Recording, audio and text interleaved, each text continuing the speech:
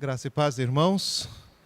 É uma grande alegria, um privilégio estar com vocês esta noite, poder conhecer o estado de vocês, conhecer esta capital e especialmente conhecer vocês e poder compartilhar com vocês um pouco daquilo que temos aprendido, temos estudado e do modo como temos sido dirigidos por Deus no ensino das Escrituras.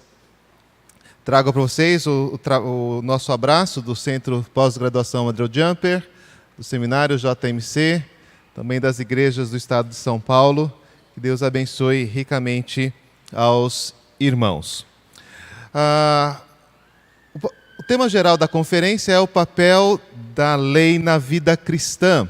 Então, deixa eu gastar alguns minutinhos para trazer uma luz geral sobre o tema antes de entrar propriamente naquilo que separei para os irmãos esta noite. Uma das grandes dificuldades que enfrentamos quando nos aproximamos do Antigo Testamento é perceber o seu valor para o Evangelho. Então, esse tem sido um dos desafios para nós, professores de Antigo Testamento. Na verdade, essa foi uma das coisas que me encaminharam para os estudos nesta área, porque nós temos uma tradição de pensamento já bastante antiga dentro da igreja cristã, de que o Antigo Testamento não diz respeito ao cristianismo ou ao Evangelho. No máximo, ele se apresenta como uma oposição. E então, já há quase 1800 anos, nós estamos discutindo sobre para que serve o Antigo Testamento ou qual é o valor dele.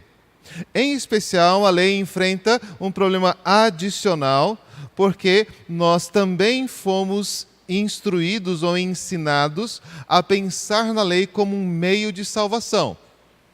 Como se, por meio da obediência à lei, foi proposto ao Israel do Antigo Testamento que conquistasse a sua própria salvação. E eu quero colocar nesses termos para deixar bem claro quão absurda é esta proposta. Nunca a lei foi dada para Israel como meio de salvação. Uma das coisas que vou falar nas minhas palestras é justamente o contrário. A lei foi dada a Israel porque ele foi salvo, como produto da redenção e não como causa dela. Mas quando nós somos instruídos assim, então logo que nós somos informados que a salvação nos foi dada por meio da graça, através de Jesus Cristo, então nós dizemos, então a lei não tem mais nenhuma serventia, a lei não tem mais nenhum valor. E isso então traz um segundo problema, que é o modo como nós fomos instruídos a olhar para a lei, muito mais parecido com aquilo que os judaizantes faziam na época de Paulo, do que com o próprio ensino da igreja. E uma terceira dificuldade em relação ao valor da lei, e essa nós não vamos tratar nesta conferência, é como ela pode ser aplicada aos nossos dias. Então, este sim é um grande desafio, isso sim é algo que demanda de nós bastante esforço. Certamente aqui ou ali nós mencionaremos essa questão, mas este não será o nosso foco, como aplicar a lei. Então, tome algum cuidado quando ouvir as palestras, porque nós vamos trabalhar apenas com qual é o papel e não exatamente o que devemos fazer em direção a este ou aquele mandamento. Alguns serão aplicados diretamente, outros não. E então, esta distinção de como aplicar a lei, essa ficará por uma outra ocasião, isso ficará para a sua escola dominical. Mas eu espero que, a partir destes 3 dias, você compreenda que tanto o Antigo Testamento quanto a própria lei tem um valor especial, tem um papel fundamental para a nossa vida cristã e para o modo como nós vivemos e servimos a Cristo. Fizemos essa transição com o reverendo Daniel Santos e eu quero falar com vocês sobre o valor pactual da lei. Eu quero olhar com vocês como a lei faz parte da aliança de Deus com o seu povo. O lugar que a lei ocupa quando Deus resolveu formar um povo exclusivamente seu, um povo que estaria comprometido com a sua vontade, um povo que receberia suas promessas e a sua herança.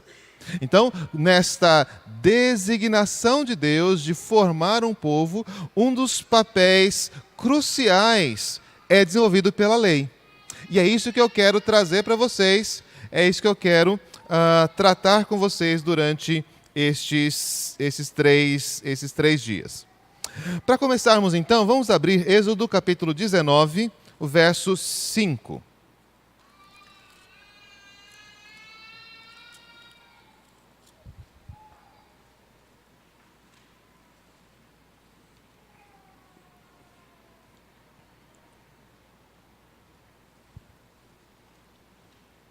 Você sabe que este é o momento exatamente anterior àquele em que Deus no Sinai pronuncia os 10 mandamentos. Isso aqui não é o começo da lei. O conceito de lei é um pouquinho mais amplo. Por exemplo, a Páscoa já havia sido instituída no capítulo 12 de Êxodo.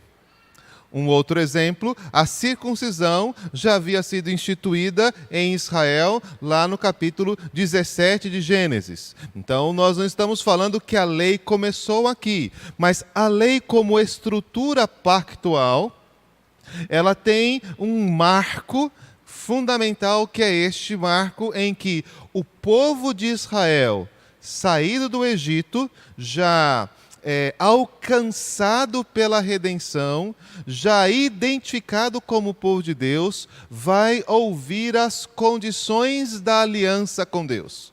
Vai ouvir agora o que Deus requer deles como seu povo. Esse é um texto bastante interessante, com muitos ensinos, mas para a noite de hoje eu quero focalizar o verso 5, que diz assim: Agora, pois, se diligentemente ouvirdes a minha voz e guardardes a minha aliança, então sereis a minha propriedade peculiar dentre todos os povos, porque toda a terra é minha. É curioso que esta é a primeira vez em que a aliança é colocada nas mãos de outra pessoa que não Deus. Quando você observa esta palavra sendo usada no livro de Gênesis, você sempre verá que é Deus quem está estabelecendo, é Deus quem está afirmando, é Deus quem está realizando os aspectos relacionados à aliança. Agora, Deus diz ao povo de Israel: eu quero que vocês guardem a minha aliança. Agora eu darei a vocês uma responsabilidade nesta aliança. E então, esta transição é feita pela expressão ouvir a minha voz. Ouvir a minha voz. Quem é este que fala do Monte Sinai? Quem é este que do Monte Sinai faz ouvir a sua voz?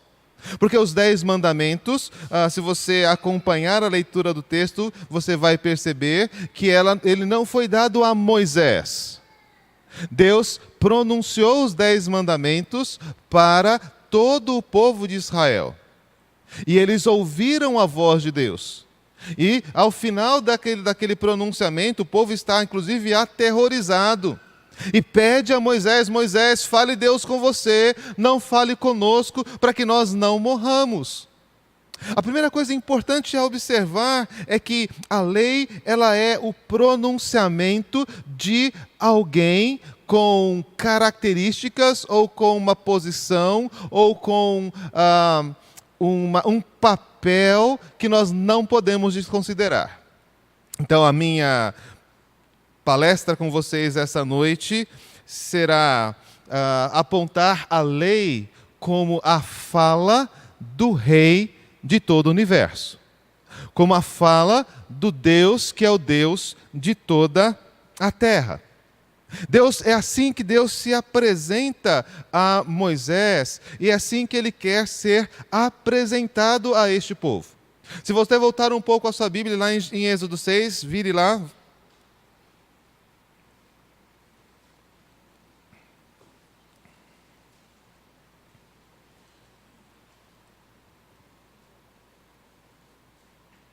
É um dos textos onde há uma autoapresentação. E eu quero reparar com vocês algumas coisas interessantes nesse texto.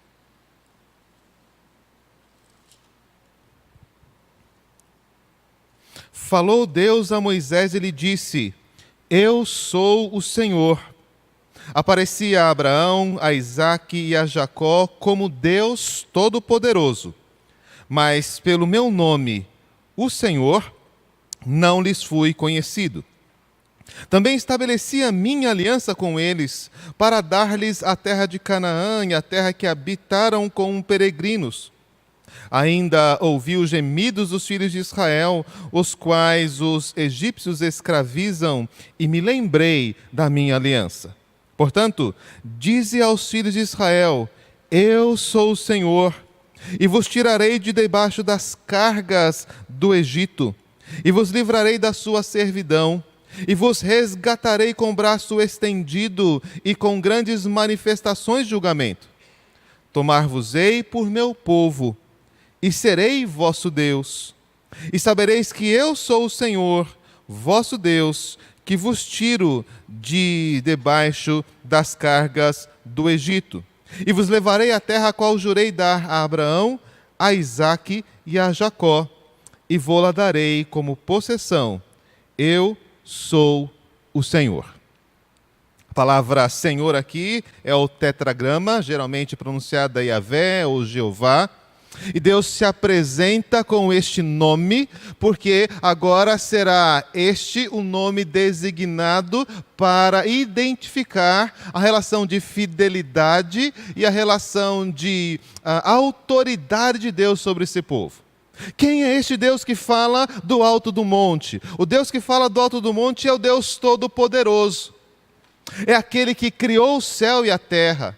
É aquele que estabeleceu a ordem do dia e da noite. É aquele que julgou o povo, a humanidade nos dias de Noé.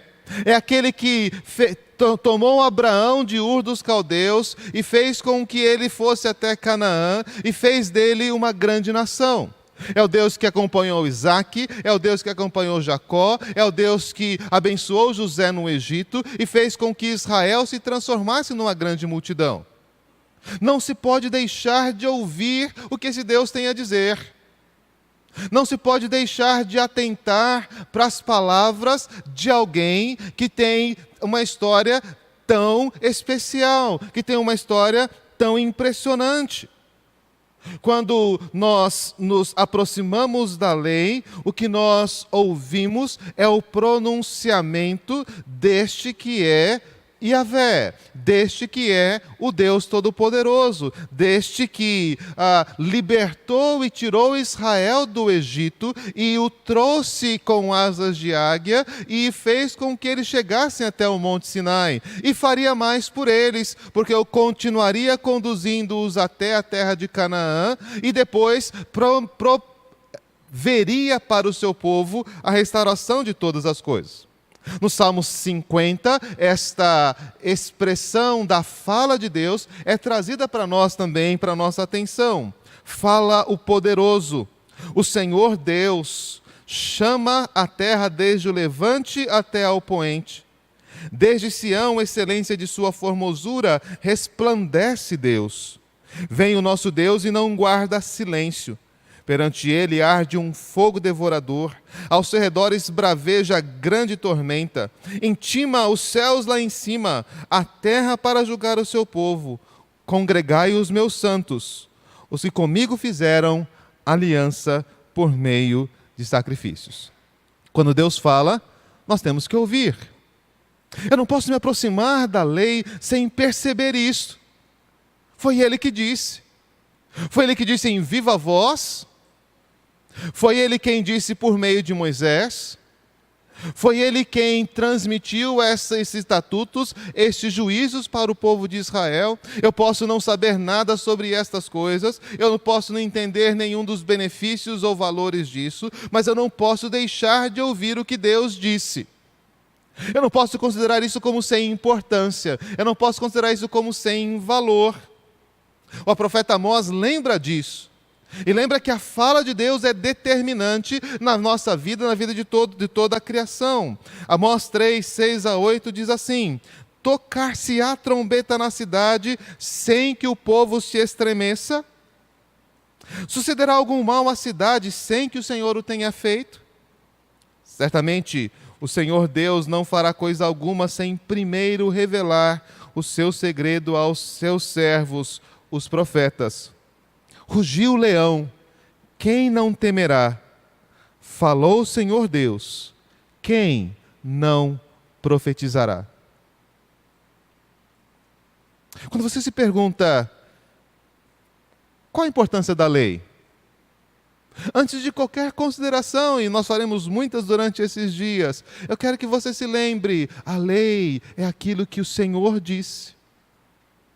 A lei é aquilo que Deus transmitiu para o seu povo. As estrelas, o sol, as nações, toda a criação obedece à voz do Senhor. E você não pode fazer diferente. Esta palavra é uma palavra que tem vida. Esta palavra é uma palavra que tem poder. Esta palavra é uma palavra que executa todos os propósitos do Senhor. Certamente você se lembra do profeta Isaías quando diz isso. Assim como descem a chuva e a neve dos céus e para lá não tornam, sem que primeiro reguem a terra e a fecundem e a façam brotar para dar semente ao semeador e pão ao que come, assim será a palavra que sair da minha boca. Não voltará para mim vazia, mas fará o que me apraz e prosperará naquilo para que a designei. Então, quando eu lhe digo a lei é aquilo que Deus disse, você tem que saber, esta é a palavra do Senhor que não volta vazia, que fará o que Deus estabeleceu que se fizesse. Assim como a chuva traz a semente, traz o grão, traz o pão, a palavra de Deus, a fala do Senhor, produz efeitos e ela não se torna vazia, ela não pode ser colocada de lado, ela não pode passar. O próprio Senhor Jesus vai nos lembrar disso. Vocês não podem pensar que eu vim para desfazer a lei e os profetas. Eu não vim destruir, não vim cancelar, eu vim cumprir. Então, em Mateus 5, 18 a 20, ele diz: porque em verdade vos digo, que até que o céu e a terra passem, nenhum i ou um tio jamais passará da lei, até que tudo se cumpra. Aquele, pois, que violar um destes mandamentos, Jesus está se referindo à lei, e assim ensinar aos homens, será considerado mínimo no reino dos céus. Jesus não está falando será considerado mínimo entre os judeus ou em Israel. Ele está falando da relação entre a lei e o reino.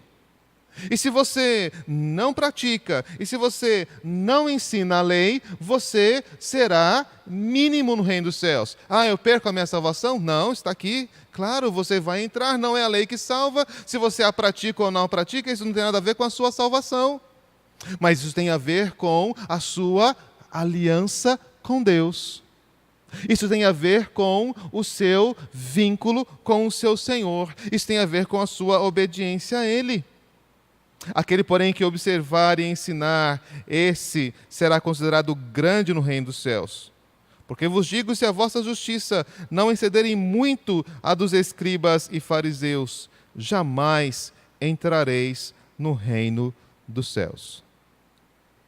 Você precisa se voltar para essa parte da Escritura. Eu sei, é difícil ler.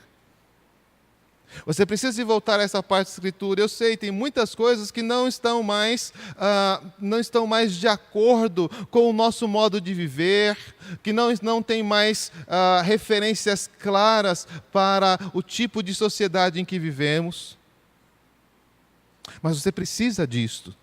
E você tem que atentar a isto, porque isto foi dito pelo seu Deus, isso foi dito pelo seu Senhor, e você não pode deixar de ouvir a voz do Senhor. Este é o fundamento, este é o aspecto central da sua relação com Deus. Em todo lugar da Escritura, este vai ser o desafio de você ouvir a voz do Senhor e guardar os seus mandamentos. O salmista lembra: se hoje você ouvir a voz do Senhor, não endureça o seu coração. E o Senhor Jesus vai repetir isso no Evangelho de João: aquele que ouve a minha voz, este é minha ovelha. Aquele que guarda os meus mandamentos, este me ama. E Hebreus diz: ainda resta um dia para o descanso do Senhor, e no dia de hoje Ele nos diz: se hoje você ouvir a voz do Senhor, não endureça o seu coração. A lei é o que Deus disse. A lei é a fala do Senhor para o seu povo. E o desafio para todos aqueles que estão em aliança com Deus é ouvir. Sim, ela não estará de acordo com o nosso coração, com aquilo que queremos fazer, com o modo como queremos viver. Foi justamente para isso que ela foi dada, para retirar de nós tudo aquilo que desagrada ao Senhor. Sim, ela foi dada para confrontar os nossos pensamentos, confrontar os nossos desejos, confrontar os nossos valores. Os caminhos do Senhor não são os nossos caminhos. Os pensamentos de Deus não são os nossos pensamentos. Mas você foi chamado para abandonar os seus caminhos e andar nos caminhos do Senhor. E esta distinção lhe foi concedida, porque Ele disse o que queria, disse o que esperava de nós. Então, há muitas coisas que nós podemos dizer em favor da lei. E nós vamos apresentar algumas delas durante estes dias. Mas eu quero começar esta conferência dizendo a você: o valor da lei está fundamentado na autoridade de Deus. Não em qualquer benefício que você possa alcançar dela.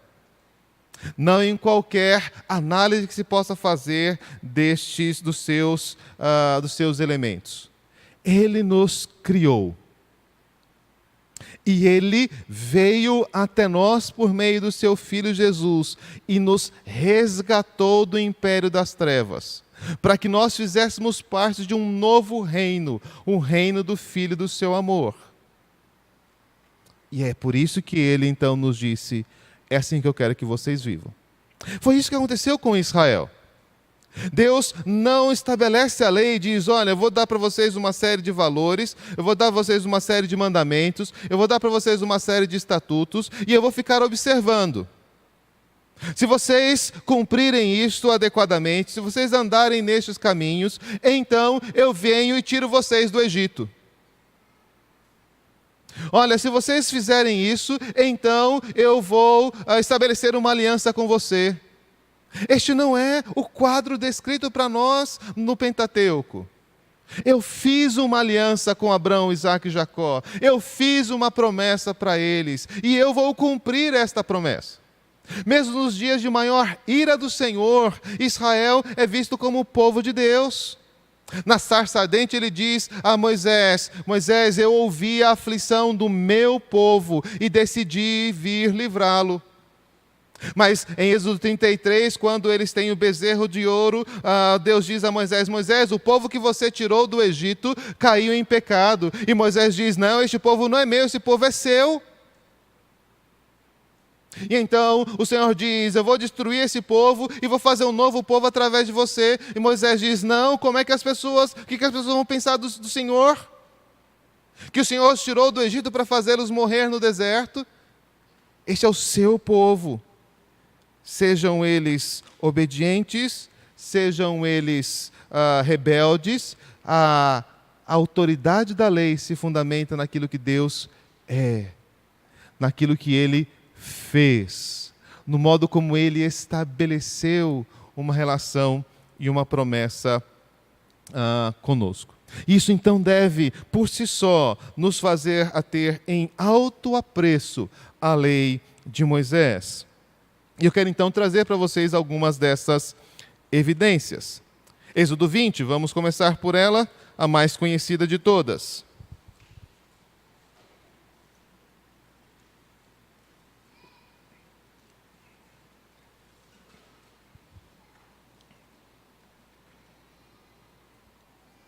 Geralmente dizemos que os 10 mandamentos começam com a expressão não terás outros deuses diante de mim. Mas não é assim que está. Diz, eu sou o Senhor, teu Deus, que te tirei da terra do Egito, da casa da servidão.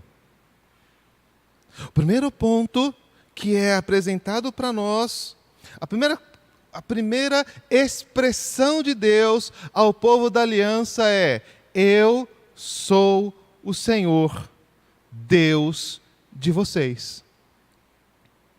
Eu sou o Senhor, o Deus de vocês. E a segunda expressão: eu tirei vocês da terra do Egito e da escravidão. É nisso que se fundamenta a lei. Na autoridade daquele que é o nosso Deus e o nosso Redentor. No verso 5, ele está falando sobre as imagens de escultura e a expressão e a razão pela qual não se deve dar culto a elas é porque eu sou o Senhor teu Deus. E se você continuar lendo a lei, você verá a quantidade de vezes que Deus traz esse tipo de observação, que Deus traz esse tipo de razão. Eu não quero que vocês adorem outros deuses, eu não quero que vocês adorem imagens de escultura. Mas por que Deus? Porque eu sou o Deus de vocês. Você pode contestar isto. Você pode contra-argumentar aqui. Você pode dizer, não, mas eu não acho isso justo. Não, mas isso não está de acordo com os meus planos, com aquilo que eu quero ver na minha vida. O Deus de vocês disse. E é nisso que se fundamenta o valor da lei para nós. É aqui que entra o nosso desafio. Entenda ou não entenda, saiba ou não como aplicar, seja textos tranquilos de ler ou muito difíceis de compreender, o fato é, Deus me disse. E eu preciso ouvir a sua voz e guardar a sua aliança. Levíticos 11 é um desses textos que a gente não gosta de ler.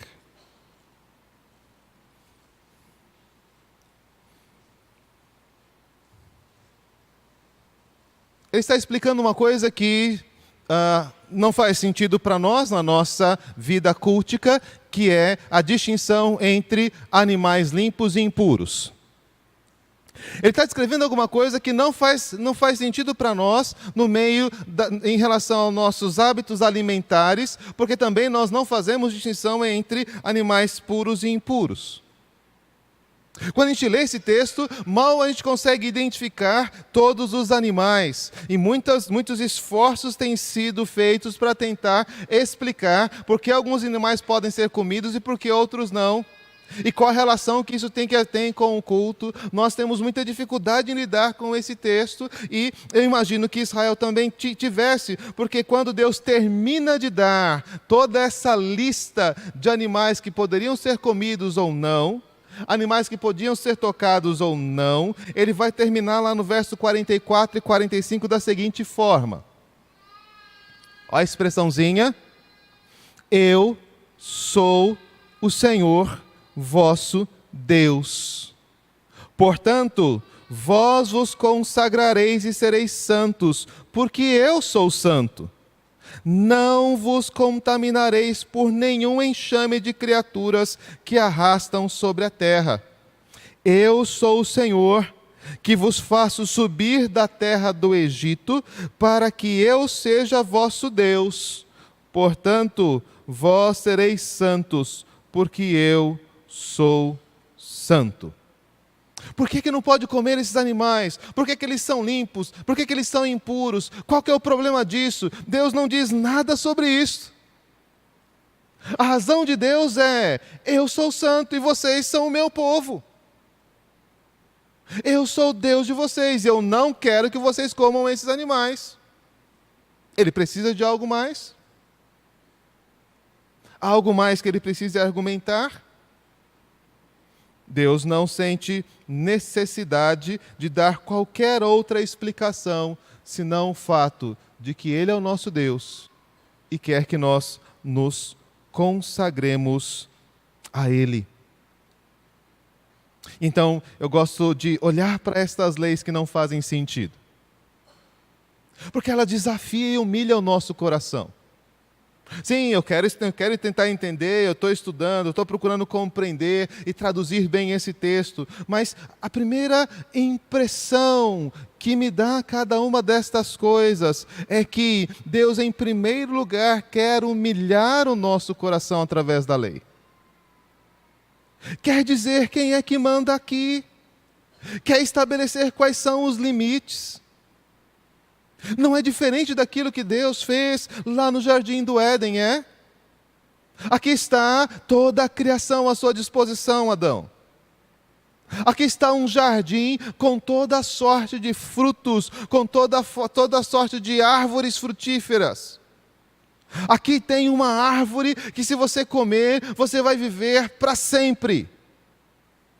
Aqui tem uma árvore que, se você comer, vai lhe dar conhecimento do bem e do mal.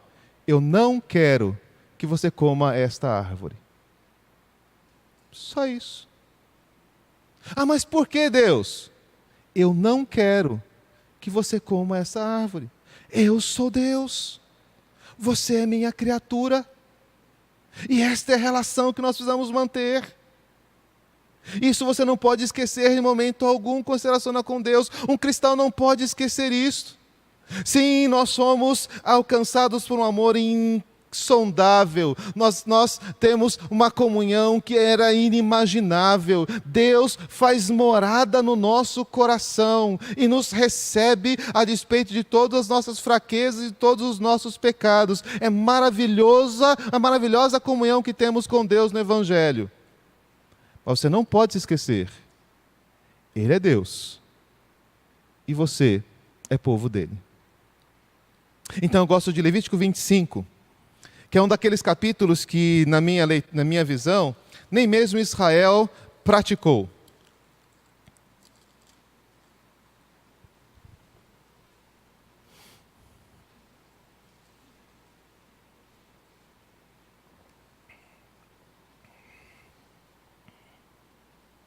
Ele trata de uma série de coisas, o capítulo é longo, eu vou fazer uma leitura bastante acelerada por conta do nosso tempo, mas ele traz algumas normas e algumas leis que parecem ser estranhas e que para Israel também soou estranho.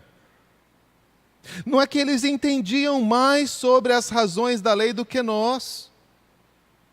Não é que eles estavam mais dispostos a cumprir aqueles parâmetros do que nós. Nunca foi esta a questão posta. A questão posta sempre foi: é isso que eu quero que vocês façam. Então a primeira parte do capítulo 25 fala a respeito de um ano de descanso. Nós estamos muito acostumados a ouvir ali nos 10 mandamentos e em outras partes das Escrituras, Deus falar sobre o dia do descanso. E que luta para conseguirmos separar um dia para ter comunhão com Deus e descanso das nossas atividades. Quanto que os pastores têm que suar para convencer, os crentes que é bênção ter um dia de comunhão e um dia de reunião com o povo de Deus. Mas Israel tinha mais do que um dia por semana de descanso. Então a primeira parte do texto fala de um ano de descanso. De um ano em que você não ia nem plantar, nem colher. De um ano em que você não deveria se dedicar a nenhuma outra atividade, mas simplesmente estar diante do Senhor e usufruindo daquilo que Deus havia lhe dado. Ninguém deveria trabalhar neste ano, nem os servos, nem os empregados, nem os estrangeiros deveriam trabalhar, a terra deveria descansar durante todo um ano. E o texto pergunta: Deus, o que nós vamos comer neste ano? Nós não podemos plantar, não podemos colher. Deus fala: eu vou abençoar vocês. E vou abençoar vocês o 6º ano, de tal forma que vocês tenham como comer no 7º e no 8º, até que a terra passe a produzir novamente. Era um teste de fé para Israel, o ano do descanso. Era um desafio sobre crer que aquilo que era suficiente para um ano poderia ser suficiente para 2. De saber que o Deus que o sustentava durante um ano poderia lhe sustentar por 2 anos. E que eles poderiam então obedecer ao Senhor e deixar a terra descansar, os animais descansarem, os trabalhadores descansarem naquele ano. Israel provavelmente nunca praticou isso, ou praticou isso muito pouco, porque o livro de Jeremias cita justamente a falha em cumprir este princípio como a razão do exílio de Israel, e Deus então daria 70 anos de descanso para a terra, em função dos anos que ela não havia descansado. Mas Deus não estava satisfeito com isso. Este ano de descanso seria um memorial, seria um teste para alguma coisa ainda maior que Deus queria fazer no meio de Israel. A cada grupo de 7 anos de descanso, haveria um ano que era chamado Ano do Jubileu. Uma trombeta muito forte e vibrante deveria ser tocada no 50º ano. E neste ano, você deveria devolver todas as terras que você tinha comprado naqueles 50 anos. Qualquer pessoa que tivesse vendido um terreno deveria então tomar posse novamente deste lugar. Devia ser restituído daquele lugar. Se você se mudou, veio aqui para Roraima, veio trabalhar, veio construir sua vida aqui, você fez o seu trabalho, quando desse o 50º ano, você deveria voltar lá para a sua cidade natal. Você deveria devolver a terra de quem você comprou e então voltar à sua terra original. Esse desafio envolvia, inclusive, pessoas que estavam endividadas. Todas as dívidas deveriam ser pagas nesse momento. Esse desafio envolvia as pessoas que estavam escravizadas, todos aqueles que se submeteram à servidão, por qualquer razão que fosse, deveria então ser reabilitado naquele momento. Todas as coisas na terra de Israel voltariam ao que eram de início. Você já parou para imaginar como isso é difícil? Você já parou para imaginar como é que poderia acontecer alguma coisa assim de um dia para o outro? Carros, bens, roupas, terras, dívidas, tudo estava zerado e começaria tudo novamente. Então, enquanto promulga estas leis, o Senhor usa aquela sua razão. Verso 17, não cobre do seu próximo além do que deveria. Está falando ali da proporção, como você vai vender, você tem que devolver em 50 anos, quanto mais próximo do ano do jubileu, menos a terra valeria. E então Deus está dizendo, cuide disso. E ele diz, não oprima o vosso próximo, cada um, porém, tema a seu Deus. Porque eu sou o Senhor, vosso Deus. O verso 23, também, a terra não se venderá em perpetuidade. Por quê? Porque a terra é minha, pois vós sois para mim estrangeiros e peregrinos. A terra é minha. Deus não está mandando que você devolva a sua terra. Deus está ordenando que você devolva a terra que Ele te deu. Deus não está ordenando que você perdoe a dívida, aquele que pegou emprestado o seu dinheiro. Deus quer que você perdoe a dívida de alguém que precisou do dinheiro que Ele te deu. É por isso que Ele pode estabelecer coisas como estas. Ele é o dono de todas as coisas. Ele é a razão de todas as coisas existirem. No verso 38, fala-se sobre não abusar com juros o seu irmão. E mesmo que ele tenha necessidade, você deve tomar cuidado e não ter o seu mantimento do lucro causado pelo empréstimo. E a razão? Eu sou o Senhor, vosso Deus, verso 38, que vos tirei da terra do Egito, para vos dar a terra de Canaã e para ser o vosso Deus. No ano jubileu, você deve dispensar todos os escravos e deve liberar todos aqueles que se submeteram por não ter condição de subsistir. E então, Deus termina este capítulo dizendo, verso 55, porque os filhos de Israel me são servos.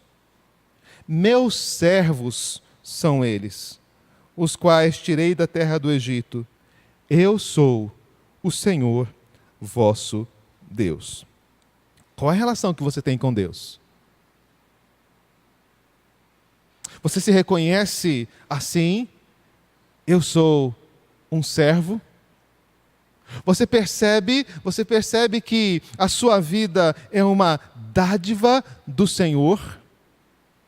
Que cada um dos seus momentos, cada um dos seus dias, que o seu respirar é produto da bondade e do cuidado dele para com você. Paulo vai discutir com os coríntios, porque eles se achavam muito orgulhosos, e ele vai dizer: o que é que você tem que você não tenha recebido? Mas se você recebeu, por que você se orgulha disso? Mas nós estamos diante de um problema ainda maior do que aquele que Paulo apontava aos coríntios. Como é que você se atreve a dizer não a um comando de Deus para a sua vida? Como é que você pode dizer: Deus, isso o Senhor não tem direito de me pedir, isso o Senhor não tem direito de mandar, Deus, isso não dá para fazer? Ele mandou que se fizesse. E a primeira coisa que eu tenho que parar e pensar é: preciso cumprir. Eu sou um servo. Eu estou debaixo do seu cuidado e da sua direção. Reconhecer isso é fundamental. E eu não posso deixar de ouvir aquilo que Deus disse. Êxodo 15 traz um exemplo destes. E ele chama a nossa atenção sobre esta relação de obediência. De como que nós precisamos perceber que a nossa vida, ela depende disto. De que não estamos falando apenas de uma opção de vida, de um caminho que seja mais elevado, de alguma coisa que nós podemos acrescentar e dar e fazer com que a nossa vida se eleve em algum nível ou patamar. Nós estamos falando da própria natureza da nossa existência. Nós estamos falando daquilo que é fundamental sobre quem nós somos e aquilo que nós podemos fazer. E Êxodo 15 traz uma dessas situações. Olha que diz o texto, Êxodo 15, a partir do verso 22. Logo que eles atravessaram o Mar Vermelho, aquele dia de festa, aquele dia de celebração, o exército do Egito totalmente destruído no mar, e então a próxima passagem diz assim: fez Moisés partir a Israel do Mar Vermelho, e saíram para o deserto de Sur. Caminharam 3 dias no deserto e não acharam água. Afinal, chegaram a Mara. Todavia não puderam beber as águas de Mara, porque eram amargas. Por isso chamou-se-lhe Mara. E o povo murmurou contra Moisés, dizendo: que havemos de beber? Então Moisés clamou ao Senhor. E o Senhor lhe mostrou uma árvore. Lançou a Moisés nas águas, e as águas se tornaram doces. Deu-lhes ali estatutos e uma ordenação, e ali os provou. E disse: se ouvires atento a voz do Senhor teu Deus, e fizeres o que é reto diante dos meus olhos, e deres ouvidos aos meus mandamentos, e guardares todos os seus estatutos, nenhuma enfermidade virá sobre ti, das que enviei sobre os egípcios, pois eu sou o Senhor que te sara. Então chegaram a Elim, onde havia 12 fontes de água e 70 palmeiras, e se acamparam junto das águas.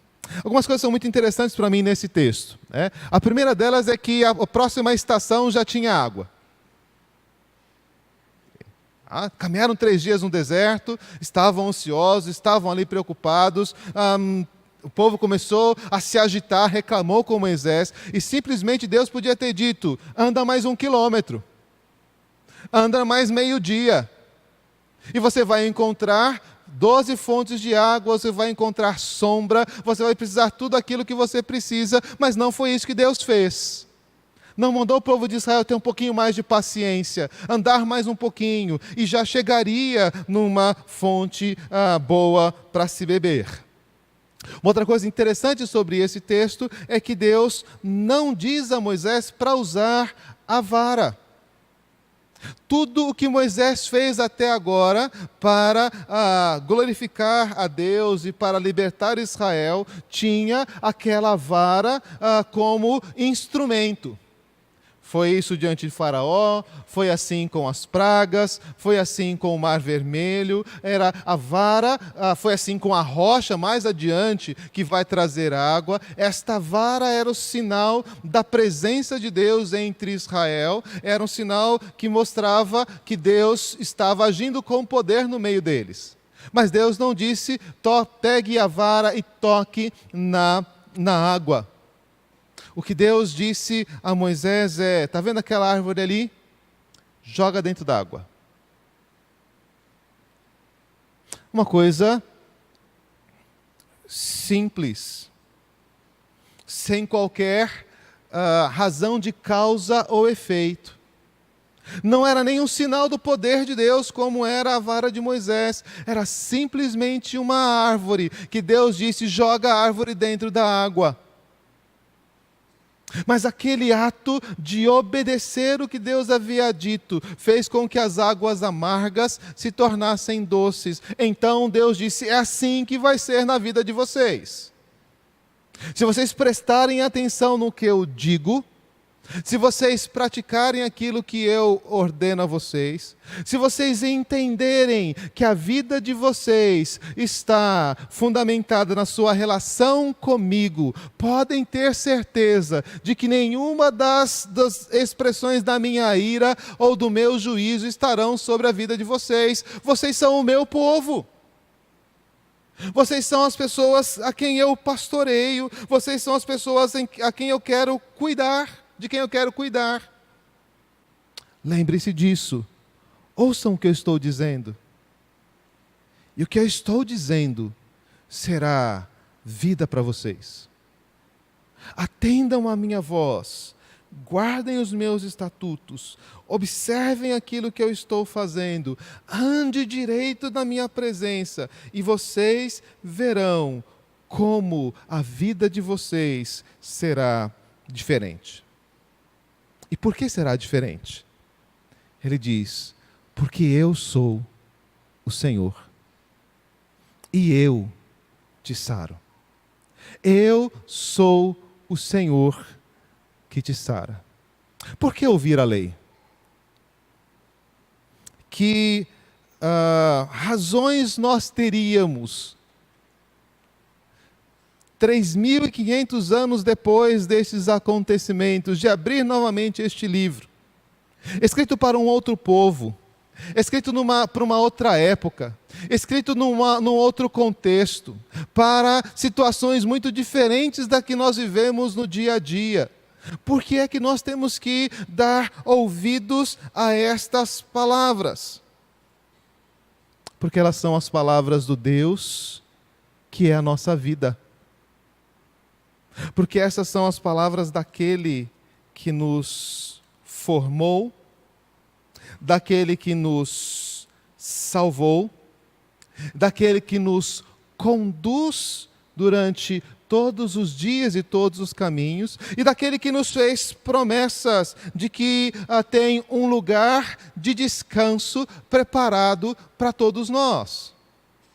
A aliança é esta relação de vida, este laço onde a nossa existência reconhece que nós nada seremos sem Deus. Não é uma associação, não é um clube, não é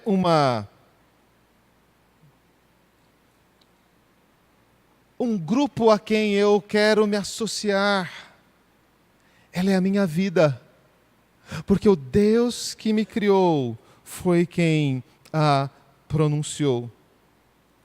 Ouvir a voz de Deus, é isso que faz com que nós tenhamos certeza de que estamos em comunhão com Ele. Ouvir a voz de Deus é aquilo que mostra que nós temos um pacto com Ele. Então, ao terminar de trazer as leis para Israel, o livro de Êxodo registra que houve uma cerimônia de promulgação da aliança. E Moisés então aspergiu o sangue sobre o povo, diz: aqui está o sangue da aliança que o Senhor fez com vocês a respeito de todas estas palavras. Você já ouviu algo muito parecido com isso, não? Você já ouviu: este é o cálice da nova aliança em meu sangue em favor de vós, não? Estas palavras são trazidas novamente para nós. E o texto então continua: subiram Moisés, Arão, Nadab e Abiú, os 70 anciãos de Israel, e viram o Deus de Israel, sobre cujos pés havia uma pavimentação de pedra de safira, que se parecia com o céu na sua claridade. Ele não estendeu a mão sobre os escolhidos, os filhos de Israel. Porém, eles viram Deus, comeram e beberam. Uma ceia na presença do Senhor. Por quê? Porque deles estavam em aliança com Deus.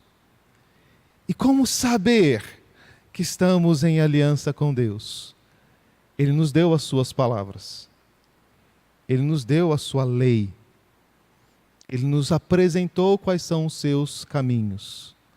Se você ouvir a voz do Senhor, ainda hoje, não endureça o seu coração. Que Deus nos abençoe. Amanhã falarei sobre como que a lei, qual a importância da lei para nós. A lei como norma de vida. O que ela faz por nós? Há muito a se dizer sobre isso. Mas eu quero que você primeiro se lembre: foi Deus quem disse. E se Ele falou, eu quero ouvir e quero praticar. Que Deus nos abençoe.